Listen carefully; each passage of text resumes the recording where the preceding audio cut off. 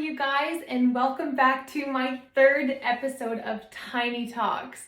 I am so excited to be back here with you all, chatting and sharing from my personal experiences to help hopefully even just one person. I'm so excited to be coming on here today because I am talking about something that is very near and dear to my heart, and that is stepping outside of your comfort zone, but specifically in the aspect of taking a leap of faith and trusting your gut. So before I kind of dive into why you should do this, how this can really transform your life, I'm just going to share a little bit about my personal story. I think that some folks in my life might be a little confused or just kind of wondering why I moved back to my hometown, how I got here. I've really been all over the place the last couple of months. I'm hoping I can just kind of give you guys an overall update of what's been going on in my life, but then hopefully encourage you guys as well to trust the process, take a leap of faith, and know that you are worthy of that life that you desire in your mind. And so to kind of take us back a little bit to kick off this podcast, I'm going to take you guys back to around the beginning of COVID, so around March 2020. And so this was around the time that I had to switch my work to work from home. And so this is what a lot of people were doing in the beginning of COVID. We were unsure of where our world was going. So that's just what my workplace decided to do at the time. And so in the beginning, working from home was extremely hard for me. I definitely am someone that thrives off of social interaction, actually seeing people, seeing my clients, whatever that looked like. So in the beginning, I definitely struggled. And so I met with a lot, my supervisor, of just figuring out ways that I can adapt to this new quote unquote normal that we are living in. And so she basically expressed to me, well, what do you do in your spare time? What do you do, when you're off the clock and you're not working? And I really sat there and didn't really have a solid answer. I just said, I kind of do just regular life duties, walking the dogs, cleaning the apartment, groceries, going to the gym, those basic things that we think of. And I realized very quickly that I really wasn't doing anything for myself, specifically that filled my cup. And I knew right after that conversation that something had to change. And so as working from home went on and as things with isolation and all those things continued to progress, I really found my love and passion for specifically doing DIYs and crafts and flips and all those things. And I've always been a very crafty, creative type person, especially always watching my mom and my grandmother growing up do lots of craft sales and different things like that. I had always kind of witnessed that growing up, but never really knew that that was going to be a part of my life. I had always been more of this sporty gal that would like to play all the sports, but was never really into arts and crafts. And so very quickly, I started to just watch different videos and make different DIYs. And then I decided, I actually really enjoy this. Like, why don't I make a side business out of this?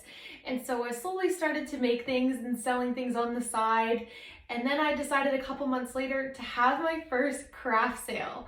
And so I started to really just discover my passion in that this is something that I love to do. It brought joy to my life. It made that disconnect between work and my personal life. And so that was kind of how my self-discovery journey kind of began. And so again, that's not gonna look the same for you. Everybody has that thing or those passions that we like to do that really help us feel our ultimate highest self. And so for me, that was doing different crafts and DIYs and stuff. And so skipping ahead, going through the flow of 2020 into 2021, I had really had a good backbone of my business. I was really enjoying what I was doing, just kind of doing it on the side in the cracks of my day. I had also started doing a side business as well with Young Living, so encouraging and empowering folks to ditch toxins and really explain and empower people of how much toxins are really affecting our health, our mental health, our physical health, and all those things. So then I started to discover that and take my health into my own hands.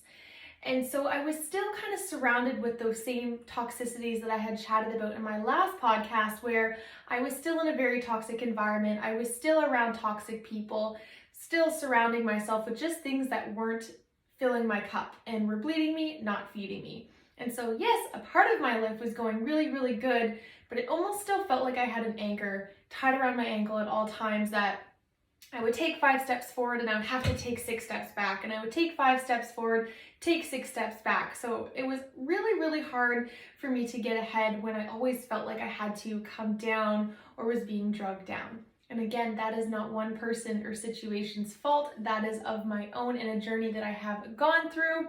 And so kind of skipping ahead, I actually, coming into early summer of this year, was when I really decided to take my first leap of faith.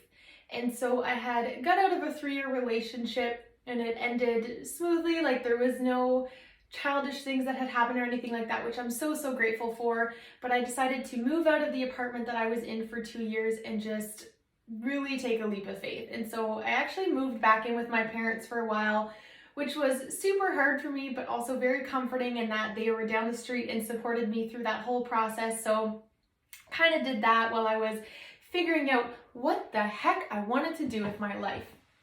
And so when I did that, I really just started to pour into me for the first time in a long time. I have always kind of been someone that doesn't need a relationship, but almost always would seek validation, I guess, in a sense. And so this was the first time, and also all through COVID, that I was really just pouring into myself for the first time and getting to know me for me. And so after moving in with my parents, I decided I wanted to get up and move to Calgary. And so I was in Fort McMurray at the time, Alberta, and decided that I wanted to move to Calgary, Alberta. And so I applied and I got a job and I moved there in the matter of like a week, and really just took like a huge leap of faith. And I definitely, now looking back, I was so dysregulated. I was dissociating all the time, which is basically when your body is so overwhelmed and that it kind of disconnects from your logical part of your brain.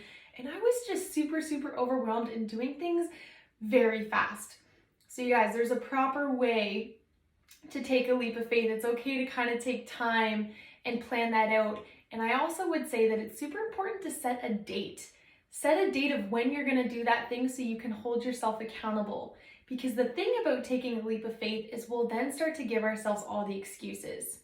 If we think about our brain and how our brain works, it is always, always, always, always trying to keep us safe. It's trying to keep us small. It's trying to protect us. Our ego's going to chime up. Basically, all these blocks are going to come up for us of why we shouldn't do the things. So setting a date is crucial. So fast forwarding ahead, I moved to Calgary. I lasted 5 days. I'm pretty sure it was only around 5 days that I lasted, and I moved back to Fort McMurray. And that is exactly what I want to chat about, is that experience that I had when I was in Calgary. And this is what I mean by listening to your intuition, listening to your gut, listening to your body. So the whole time that I was in Calgary, I was kind of just suppressing the feelings that I was having, of telling myself, this is gonna go away, like it's just new to me, I'm adjusting, like it's okay to feel this way. And then the feeling got increasingly worse, to the point where I felt nauseous, I felt lightheaded, I was unstable, I felt myself disconnecting a lot. I just wanted to run somewhere that I didn't know where it was, and I was just, like I said, super unstable. And so I started to listen to that gut feeling, and I honored that for myself, that my body was telling me, this is not where you're supposed to be, this is not what you're supposed to be doing, and was basically screaming at me. And I tried to suppress that for 5 days, and it just kept getting louder and louder and louder, to the point where I couldn't take it anymore, and I decided to pack up my truck again and drive back to the other side of Alberta to Fort McMurray. Just to put in perspective, I put about 5,000 kilometers on my vehicle in the matter of 2 weeks. So I was doing a lot of back and forth. I moved back to Fort McMurray, and as soon as I got in my truck to drive back and leave Calgary, I instantly felt like a weight was lifted off my shoulders.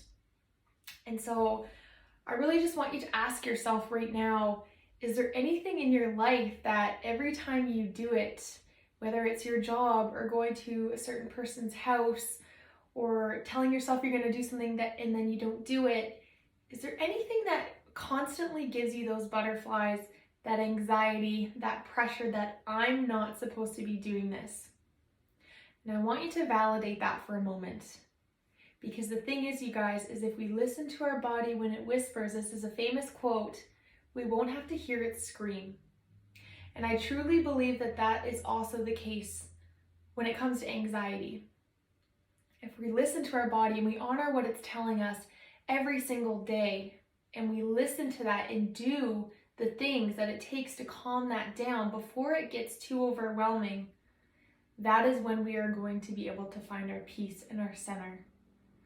Okay, so once I moved back to Fort McMurray and decided that New Brunswick is where I'm supposed to be, and I had time to actually think about that, that is when everything just started to fall into place. So I took a leap of faith, but it was a very, very fast one. But sometimes, you guys, it's those crazy, scary leaps of faith that throw us right off, that transform our life and teach us the most lessons, right? And so going back again to around May, June time, I actually came back to New Brunswick for a month. And while I was here, I noticed that I felt stable and at home and at peace, and I felt loved and connected and centered. And I was running away from that by going to Calgary, and my body knew the whole time I was there that I was supposed to be here in New Brunswick. And so as soon as I made that decision for myself, I was excited, right? That's a huge sign that something's actually supposed to be what it is. You feel excited, right? If you don't feel excited even a little bit, you don't feel happy, you don't feel joy, it's probably not what you're supposed to be doing, right? And so I know sometimes we are going to be uncomfortable. Sometimes we have to do things that we don't want to do. But at the end of the day, taking a leap of faith and trusting the process, and also that everything has a plan and everything is going to fall in place exactly how it's supposed to. And the way that I view leaving a relationship, leaving my town, leaving all those things, instead of viewing it as a negative, again, I take it as that was no longer serving me. Something is better in store for me, but I would have never known that, and I wouldn't be feeling as happy and calm and at peace as I am now if I didn't take that hard leap of faith to leave where I was comfortable, to leave what I knew, right? We get really comfortable, and it's really scary to take a leap of faith and to challenge ourselves and to go outside that, yet alone what people think, just for ourselves, that's overwhelming, that is hard. But I'm here to tell you that you will thank yourself more for doing the hard things than to stay where you're comfortable and where you're miserable. Okay, so I just encourage you to leave you with that for today, is to ask yourselves, where am I staying in my comfort zone? Where am I just staying because I know that it's safe and I have security? Do I want to take a leap of faith and do something for me, for my future? Right? Asking ourselves, in 5 years, am I going to wish that I did this thing? Okay, great. How can I set that date, set myself up, give myself that support to go with that thing that I want to be doing? So now that I'm here and I am settled, I'm finally now able, and all my passions and all my things are now falling into place. But I know with every ounce of me that this would not have happened had I stayed in the same job, had I stayed in the same apartment doing the same things every single day that I had already pushed. I was already recycling that process for about 6 months, and I knew it wasn't good for me. And it took me a little bit of time to get out of that comfort zone and just say, you know what, enough is enough. I am ready for this. And you will know when you are ready. Maybe you won't. But you will know when enough has been enough. You will know that feeling because your body will be screaming it at you. Okay, so listen to your body. Honor what it's telling you. It's telling you for a reason. There's always going to be a plan for you. There is a plan for you. So trust that process. I want to thank you guys so much for tuning into my 3rd episode. I can't wait to chat with you guys again. I hope you have a wonderful, amazing, fabulous, glorious day.